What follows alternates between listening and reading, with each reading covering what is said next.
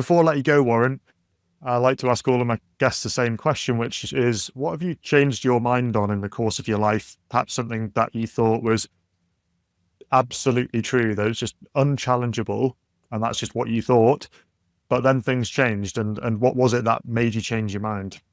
Well, first, I would say the idea that of a higher power, meaning that which we can't articulate, and the mystery of life, but also just the complexity of life.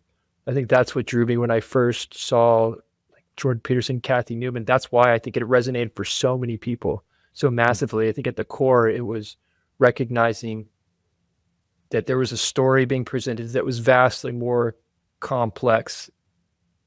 And up until that point, I had just been sold to this simple story. No one questioned the story.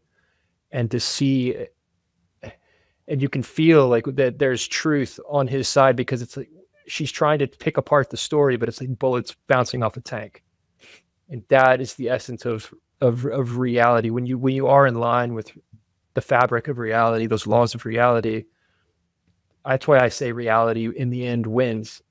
That's what it looks like, bullets bouncing off a tank. Did you ever find yourself previously in life living without that recognition of reality?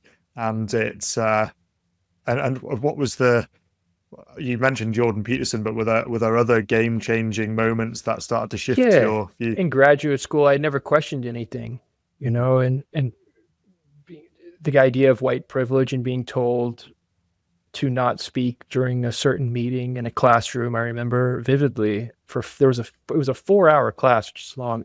And so I had to sit there for 4 hours, and I wasn't supposed to speak because I was white. And I remember thinking, doesn't that logically contradict Martin Luther King or anything? But I had never questioned anything before. And I was 26. So that's a long way to go in life without questioning these stories. So question them. Well, on that note, I mean, that's a wild story to finish on, and I'm very glad you've found your voice and you're sharing it with everyone.